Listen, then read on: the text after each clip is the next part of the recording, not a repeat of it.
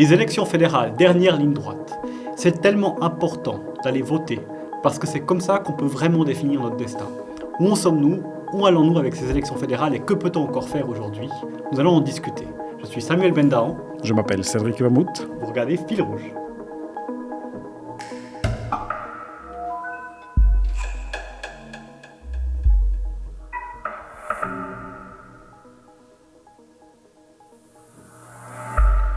Alors Cédric, tu es coprésident du PS Suisse. C'est juste. Aujourd'hui, nous sommes en pleine campagne, presque à la fin.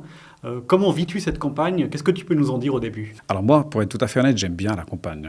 J'aime pas vraiment faire des photos, les graphismes tout au début, tout ce long trajet que probablement n'est pas très connu dans la population, toutes les préparations, ça c'est beaucoup de travail. Aussi maintenant, c'est beaucoup de travail d'aller dans les rues, discuter avec les gens, mais ça c'est quelque chose d'agréable. Moi je trouve super intéressant d'échanger avec la population, d'avoir aussi des retours critiques, parce que là tu sens vraiment l'impact ou le manque d'impact des fois de ce que tu as fait pendant 4 ans. C'est ta première campagne de réélection.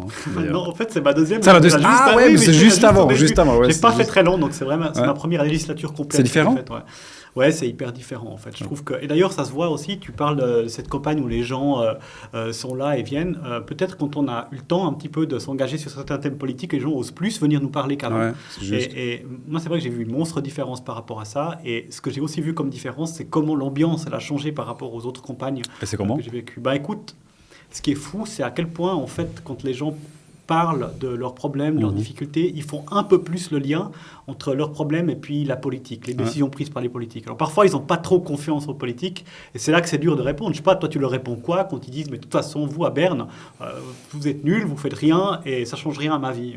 Alors, ce que je trouve impressionnant, lors de cette campagne, je suis approché avec toute une série de problèmes où j'ai l'impression qu'on a toujours travaillé là-dessus. C'est vraiment les primes maladie, les loyers, l'augmentation des prix, l'inflation, la peur de pauvreté réellement, qui est au cœur des thématiques.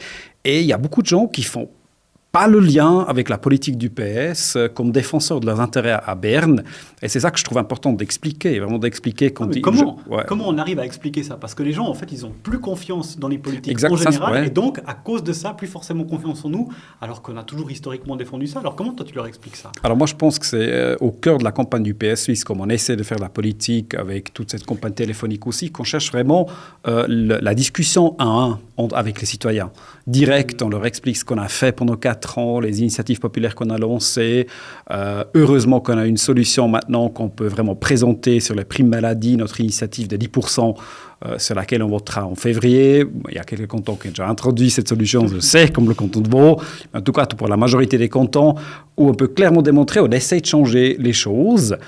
Et il faut après expliquer cette incroyable pression du lobbyisme politique des grandes entreprises, des grandes branches à Berne. Je trouve difficile, je suis d'accord. Des fois, c'est un peu frustrant. Mais c'est exactement aussi avec ce genre de podcasts, de vidéos qu'on essaie de développer un peu plus de plus clarifier, disons, ce qui se passe réellement à Berne. Ouais, ça, je trouve que c'est bien parce que je suis hyper d'accord avec toi. En fait, un des trucs qui a pas mal marché quand on discute avec les gens, c'est de leur montrer concrètement ce que ça veut dire. On a fait ces calculs, tu t'en as parlé justement pour les primes maladie. Qu'est-ce que ça donnerait si on appliquait des primes plus justes, par exemple en fonction du revenu? Puis on a des gens, en fait, ils voient ça puis ils disent, mais au fait, c'est choquant. On pourrait diviser par 5 ma prime maladie sans toucher à la qualité des prestations. Pourquoi on le fait pas? J'y crois même pas que c'est possible. Puis au fait, même quand on vérifie, on voit que c'est possible, mais qu'il y a vraiment des lobbies qui ont un intérêt très différent. Et ces lobbies, ils ont un monstre impact au fait sur la campagne. Et souvent, ils ont plus de moyens aussi à mettre chez d'autres partis que chez nous, en fait. Moi, ce qu'on voit maintenant dans les sondages, si on veut croire aux sondages, c'est que la conscience pour la nécessité de solutions politiques, notamment sur la question des primes maladie, est en train d'augmenter. Et ça, j'espère qu'on arrive à, en tout cas, démontrer nos solutions. Les sondages ne sont pas mauvaises, bien que je suis assez retenu sur ce genre de sondages. C'est dangereux qu'on a l'impression que le PS est sur la bonne voie et qu'on n'arrive pas à mettre assez de dynamique dans la fin de la mobilisation. Parce que c'est vraiment ça qui compte maintenant dans les 2 semaines qui viennent. Parce que tu dis qu'on est sur la bonne voie, puis c'est vrai qu'il y a des sondages qui disent que c'est plutôt bien, mais il y a aussi une progression massive de la droite. Enfin, moi, je trouve que c'est hyper inquiétant de dire que les gens qui s'oppose aux mesures que les gens veulent le plus, que les gens veulent le plus, la population, elle veut un soulagement du pouvoir d'achat, elle veut un peu plus d'égalité, elle veut des actions pour le climat. Chaque fois qu'elle peut voter, elle le dit.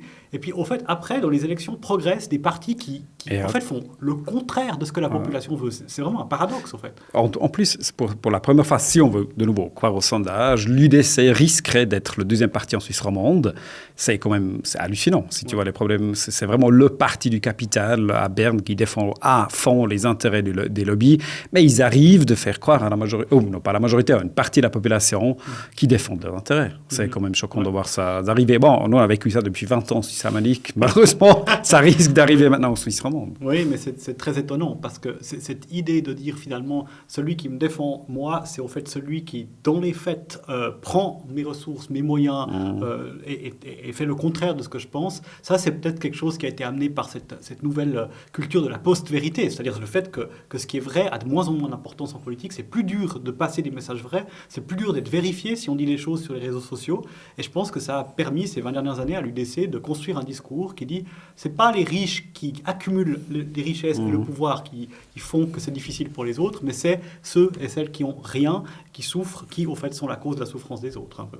Oui, c'est possible, tout à fait. On a aussi un manque de... Ce qu'on peut voir, ce qui s'est passé en Suisse alémanique et en Suisse romande, c'est exactement avec le début de la dégradation de l'espace médiatique d'ailleurs, où l'UDC arrive de faire mieux passer son message, parce que plus personne contrôle ce qu'ils font effectivement à Berne. C'est pour ça que Fil Rouge existe, entre autres, j'espère. Oui, mais c'est vrai, c'est une attaque des médias classiques et puis des attaques systématiques contre les médias qui font que ces campagnes sont vraiment difficiles. Maintenant, voilà, on va se retrouver un petit peu sur cette dernière ligne droite. Alors, qu'est-ce qu'il nous reste à faire par rapport à ça, quoi?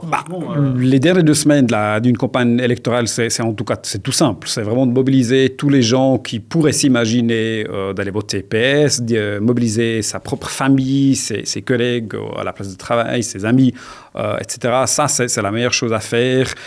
Continuer d'aller dans les rues, de faire les téléphones, d'envoyer des SMS. C'est vraiment le dernier jour qui compte. Je pense qu'une grande partie de la population et de nos membres, aussi de nos militants, ne se rendent pas compte jusqu'à quel point les gens décident vraiment à la dernière minute, surtout est-ce qu'ils font l'effort d'aller voter ou pas.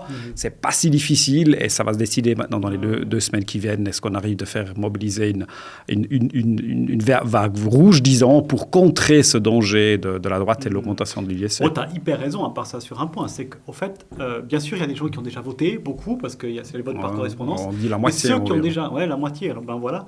Mais ceux qui ont déjà voté, c'est peut-être des gens aussi qui sont déjà décidés à aller voter, qui ont déjà envie, qui croient au moins dans le système. Et puis, au fait, tous les gens qui sont les plus importants à mobiliser et ceux sur lesquels on peut peut-être avoir un impact, c'est ceux qui hésitent à aller voter et par définition, ceux-ci n'ont pas encore voté. Donc c'est vrai qu'en réalité, c'est important que les gens se disent si je peux encore faire quelque chose, d'ailleurs que j'ai le droit de vote ou pas, c'est de ne pas oublier de le dire aux gens autour de moi. Parce que franchement, quelqu'un qui ne va pas voter et qui va voter, ça change tout au fait et c'est vraiment là où on peut avoir le plus grand impact. Les sondages disent aussi malheureusement qu'il y a beaucoup de gens qui votaient avant puis qui ne vont plus voter. Et ça, cette démobilisation, c'est vraiment un risque énorme pour la démocratie et puis aussi pour que les gens en masse perdent le contrôle. Parce que si ce n'est pas eux qui vont voter, en fait, ça va être de plus en plus de pouvoir pour les lobbies. Exactement. C'est une parfaite conclusion de cette émission de Fil Rouge. Vous pouvez abonner notre podcast sur n'importe quelle plateforme qui vous plaît et surtout, n'oubliez pas d'aller voter maintenant et voter PS.